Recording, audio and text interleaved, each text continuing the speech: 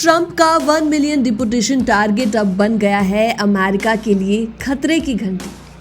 Legal immigrants पर भी बढ़ गई है सख्ती और इसका असर अब जीडीपी पर दिखने लगा है। तो क्या इस राह पर चलकर खुद को ही नुकसान पहुंचा रहा है अमेरिका? तो आज हम इस मुद्दे पर बात करेंगे जो सिर्फ अमेरिका में रहने वाले भारतीयों के लिए नहीं बल्कि पूरी ग्लोबल इकोनॉमी से जुड़ा हुआ है। ट्रंप सरकार की सख्त इमिग्रेशन पॉलिसी अब अमेरिका की जीडीपी को भी नुकसान पहुंचा रहा है। जी हां, अमेरिका की ही Federal Reserve Bank of Dallas की एक स्टडी में खुलासा हुआ है कि ट्रंप प्रशासन की नई इमिग्रेशन पॉलिसी और डिपोटेशन की रफ्तार से 2025 में अमेरिका की जीडीपी लगभग 0.8% तक गिर सकती है। अमेरिका और मैक्सिको बॉर्डर पर इमिग्रेशन काफी ज्यादा कम हो गया है।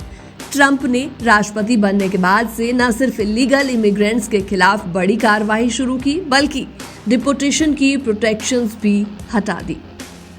इससे हजारों विदेशियों जिनमें H-1B वीजा, स्टूडेंट्स और कई भारतीय लोग शामिल हैं, उन पर अमेरिका छोड़ने का दबाव बना हुआ है।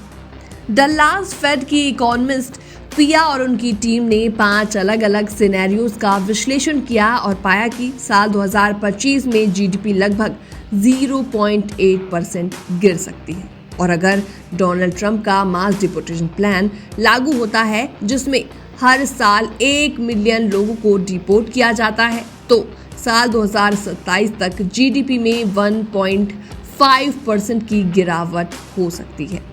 इससे गिरावट का सबसे बड़ा कारण सिर्फ डिपोटेशन नहीं है बल्कि वो लोग जो अब बॉर्डर पार नहीं कर रहे यानी कम होते इमिग्रेंट वर्कर्स। स्टडी के मुताबिक 93% जीडीपी नुकसान का कारण है, कम इमिग्रेशन न कि सिर्फ डिपोटेशन। तो ऐसे में क्यों जरूरी है इमिग्रेंट्स अमेरिका के लिए, इसके बारे में जान लीजिए। दरअसल इमिग्रेंट्स यानी कि प्रवासी मजदूर खासतौर पर लैटिन अमेरिका, इंडिया और एशिया से जाने वाले लोग अमेरिका की अर्थव्यवस्था का एक मजबूत हिस्सा है। ये लोग construction, farming, hospitality, health care and tech जैसे सेक्टर्स में काम करते हैं। जब यही लोग कम होंगे तो प्रोडक्शन घटेगा ही, सप्लाई चेन स्लो होगी और बिजनेस की ग्रोथ पर भी असर पड़ेगा और इसी वजह से इन्फ्लेशन यानी कि महंगाई भी थोड़ी बढ़ सकती है।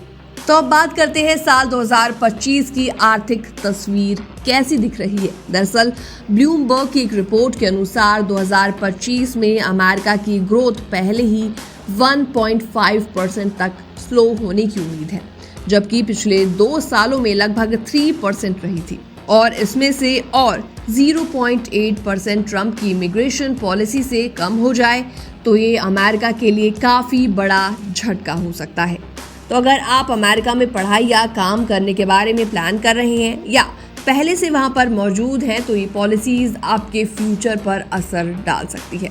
ट्रंप प्रशासन का फोकस अब इलीगल नहीं बल्कि लीगल इमिग्रेंट्स को भी रिस्ट्रिक्ट करने का है। डिपोटेशन तेज हो रही है और वीज़ा अप्रूवल्स पर भी सख्ती बढ़ गई है। फिलहाल ट्रंप के आने के बाद जो माहौल बना हुआ है वो कई विदेशी टैलेंट के लिए चुनौतीपूर्ण है। अर्थव्यवस्था पर इसका असर अब खुद अमेरिकी संस्थान भी मानने लगे हैं। तो आने वाले समय में ये देखना होगा कि ट्रंप प्रशासन अपनी नीतियों में क्या कुछ बदलाव लाता है या फिर ये नीतियां जस की तस बनी रहती हैं। फिलहाल इस पूरी रिपोर्ट को देखने के बाद आपका क्या रिएक्शन है, कमेंट सेक्शन में आप अपनी राय रख सकते हैं। बाकी तमाम अपडेट्स के लिए बने रहिए NBT इंटरनेशनल के साथ।